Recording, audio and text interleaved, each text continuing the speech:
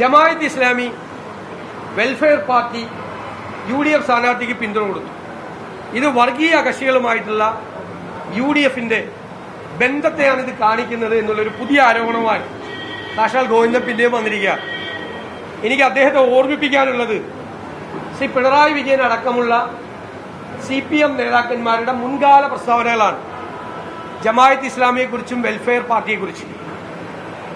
2009 അദ്ദേഹം പറഞ്ഞു, മുസ്ലിം സംഘടനകളിൽ വ്യക്തമായ രാഷ്ട്രീയ നിലപാടുള്ള സംഘടനയാണ് ജമാഅത്ത് ഇസ്ലാമി.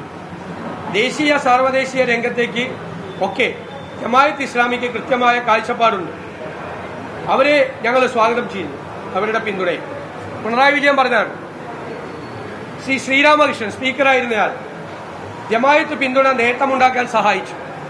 ജമാഅത്ത് ഇസ്ലാമി പിന്തുണ തെരഞ്ഞെടുപ്പിൽ ഇടതുപക്ഷത്തിന് നേട്ടമുണ്ടാക്കിയിട്ടുണ്ട്.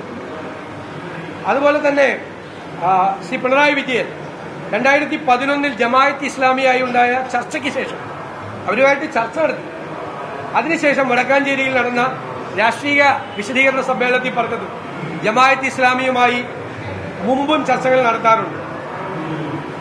എന്നെ കാണാൻ അവർ തലയിൽ മുണ്ടിട്ടല്ല വന്നത്, ഒരു രഹസ്യ ചർച്ചയല്ല, അവർ നേരിട്ടാണ് വന്നത്. ഇതിനു മുൻപും ചർച്ച നടത്തിയിട്ടുണ്ട് പിണറായി വിജയൻ. ഇനി അതുപോലെ ശ്രീ പാലോളി മുഹമ്മദ് കുട്ടി, അത് 2011 തന്നെ ജമാഅത്ത് ഇസ്ലാമിയുടെ വോട്ട് വേണ്ട എന്ന വിഡ്ഢിത്തം ഞങ്ങൾ പറയില്ല. CPMന്റെ നിലപാടുകൾ പ്രശ്നാധിഷ്ഠിതമാണ്. ജമാഅത്ത് ഇസ്ലാമി തീവ്രവാദ സംഘടനയാണെന്നോ അല്ലെന്നോ പറയാൻ തയ്യാറല്ല.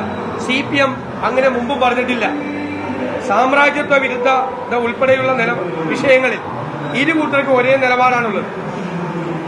ഇനി വിവാദങ്ങളെക്കുറിച്ച് പിണറായി വിജയൻ പറഞ്ഞത്, ജമാഅത്ത് ഇസ്ലാമി നേതാക്കളുമായി സംസാരിച്ചത് വാസ്തവമാണ്, ചർച്ച നടത്തിയത്.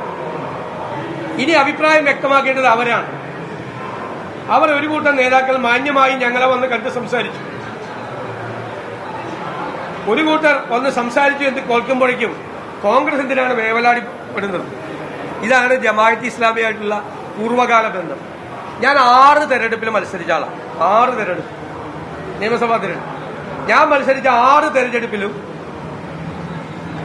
ജമാഅത്ത് ഇസ്ലാമി വെൽഫെയർ പാർട്ടി പിന്നീടുണ്ടാകും എനിക്കെതിരെ. കാരണം എന്താ? അവർ LDF സ്ഥാനാർത്ഥിയുടെ കൂടെയായിരുന്നു. അവര് 2019 ശേഷമാണ് ദേശീയ തലത്തിൽ കോൺഗ്രസ് ഭരണം വർഗീയതയെ തോൽപ്പിക്കുക എന്നുള്ള സ്റ്റാൻഡ് എടുത്ത് ഞങ്ങൾക്ക് പിന്തുണ നൽകിയത്. അപ്പോൾ AKG സെന്ററിൽ ഇരുന്നപ്പോൾ CPMന് പിന്തുണ കൊടുത്തപ്പോൾ അവർ മതേതരവാദിയാണ്. CPMന് പിന്തുണ പിൻവലിച്ച് UDFന് പിന്തുണ കൊടുത്തപ്പോൾ അവർ വർഗീയവാദിയാണ്. ഇതാണ് സ്ഥിരപരിപാടി. ഇനി ജമാഅത്ത് ഇസ്ലാം ഈ വെൽഫെയർ പാർട്ടിയും UDFന് പിന്തുണ കൊടുത്തതിനാണ് CPMന് വിഷമം.